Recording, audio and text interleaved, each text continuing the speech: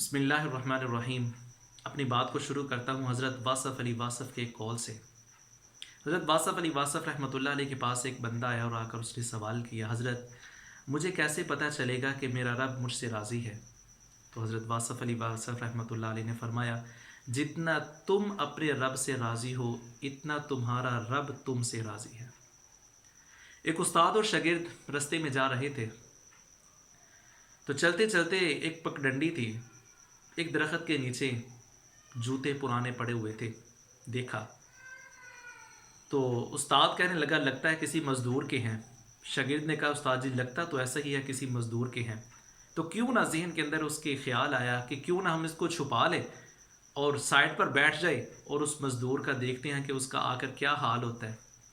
उस्ताद साहब बड़े अल्लाह वाले थे, फरमाने लगे कि क्या ही अच्छा हो कि हम अपना नज़रिया बदल लें, अपने देखने की एंगल चेंज कर लें। शागिर्द ने कहा, उस्ताद जी बिल्कुल ठीक है, जैसे आप फरमाएं। तो उस्ताद साहब फरमाने लगे, अच्छा बताओ तुम्हारे पास कितने पैसे हैं, कितने तुम्हारी ज़रूरत के हैं? उसने कहा, उस्ताद जी मेरे पास 10 दिरहम हैं और 5 मेरी ज़रूरत के हैं।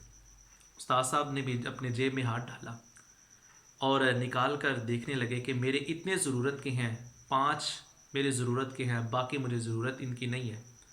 लिहाजा उन्होंने ऐसे किया कि जूते के एक पाँव के अंदर 5 दिरहम रख दिए और बाकी दूसरे पाँव के अंदर रख दिए। वो साइड पर होकर बैठ गए। वो मज़दूर वापस आया अपनी मज़दूरी करके।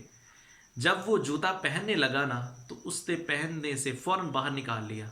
कुछ महसूस हुआ, बाहर निकाल दिया। जब उसने देखा कि जूते के अंदर पैसे हैं, तो उसने यूं हाथ उठाए और कहने लगा, या अल्लाह तेरा शुक्र है कि आज बीवी बीमार थी, उसके लिए दवाई लानी थी, या अल्लाह तूने दवाई का इंतज़ाम कर दिया।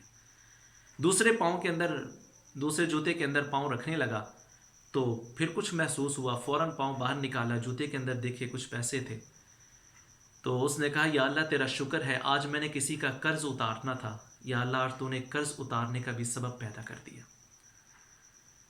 तो अब उस्ताद साहब, वो मज़दूर चला गया, उस्ताद अपने शागिर्द को साथ लेकर वो भी अपने रास्ते पर हो लिए। उस्ताद ने पूछा अपने शागिर्द से कि अब बताओ कि तुम्हारे अंदर जो नेकी की जो तुमने देखा है उसकी खुशी को तुम अपने अंदर क्या महसूस कर रहे हो? तो शागिर्द ने कहा, उस्ताद जी सारी ज़िंदगी गुजर गई लेकिन इस तरह की नेकी की कैफियत और नेकी करके जो खुशी है वो आज तक नहीं महसूस हुई। उस्ताद साहब भी बड़े समझदार थे। उन्होंने कहा, बेटा ज़िंदगी के अंदर नेकी, जब भी तुम्हें मौका मिले नेकी का काम कभी ना छोड़ना। और एक और बात, नेकी को छोटा समझ के उसको छोड़ना नहीं और गुनाह को छोटा समझ के करना नहीं। ये भी एक नसीहत है। तो उस्ताद साहब फरमाने लगे, बेटा एक नेकी ऐसी करनी है तुमने, एक दिन के अंदर एक नेकी ऐसी हो कि जिसका सिर्फ तुम्हें और तुम्हारे रब को इल्म हो। तो वो शागिर्द कहने लगा, उस्ताद जी वो कौन सी नेकी है जिसका इल्म सिर्फ मुझे और मेरे रब को हो?